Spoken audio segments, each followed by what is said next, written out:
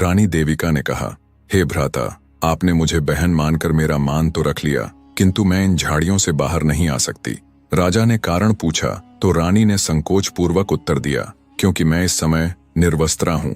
राजा चंद्रप्रकाश ने क्षण भर सोचा। उन्होंने अपने गले में धारण किया हुआ अपना दुपट्टा झाड़ियों के मध्य फेंक दिया और कहा, बहन, तुम इसे अपने तन पर लपेट लो और बाहर आ जाओ। रानी देविका उस दुपट्टे को अपने शरीर से लपेटकर झाड़ियों से बाहर निकली। जैसे ही रानी बाहर आईं, राजा चंद्रप्रकाश उन्हें देखकर आश्चर्यचकित रह गए। वह स्त्री एक अद्भुत सुंदरी थी।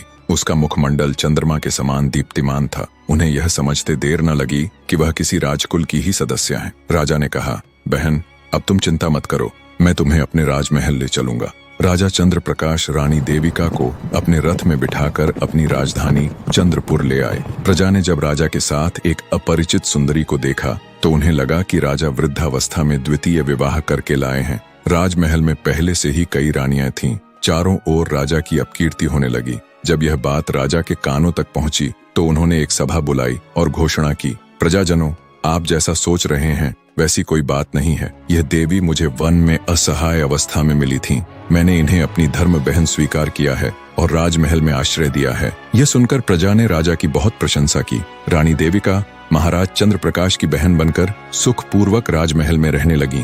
धीरे धीरे समय बीता और उनके प्रसव का समय निकट आ गया। एक शुभ दिन महारानी देविका ने एक अत्यंत सुंदर और तेजस्वी पुत्र को जन्म दिया। राजा चंद्रप्रकाश अपने भांजे के जन्म से अत्यंत प्रसन्न हुए और पूरे नगर में उत्सव मनाया गया। जब बालक 7 दिन का हुआ तो उसके नामकरण संस्कार के लिए बड़े बड़े ज्योतिषियों को बुलाया गया, किंतु कोई भी ज्योतिषी बालक का उचित नाम नहीं सुझा पा रहा था। राजा को कोई भी नाम पसंद नहीं आ रहा था। क्रोधित होकर राजा चंद्रप्रकाश ने उन सभी ज्योतिषियों को कारागार में डाल दिया। तब एक वृद्ध तपस्वी ब्राह्मण दरबार में आए। उन्होंने अपनी पोथी देखकर कहा, महाराज, यह बालक तो किसी अन्य राज्य का उत्तराधिकारी है। इसका जन्म स्थान परिवर्तित हो गया है, किंतु इसमें चक्रवर्ती सम्राटों के सभी गुण विद्यमान हैं। इसलिए इस बालक का नाम आज से विराज होगा।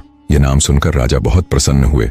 धीरे धीरे कुमार विराज बड़े होने लगे। जब वह 7 वर्ष के हुए तो उनमें राजसी खेल प्रवृत्तियां जाग उठीं। वह नगर के चौराहे पर अपने साथियों के साथ खेलते। जब पनिहारिनें कुएं से जल भरकर लौटती तो विराज खेल खेल में ही अपने तीरों से उनके मिट्टी के घड़ों में छिद्र कर देते हैं। राजा का भांजा होने के कारण कोई उनसे कुछ कह नहीं पाता था। शीघ्र ही पूरे नगर में जल का संकट उत्पन्न हो गया। प्रजा ने महाराज चंद्रप्रकाश से विनती की।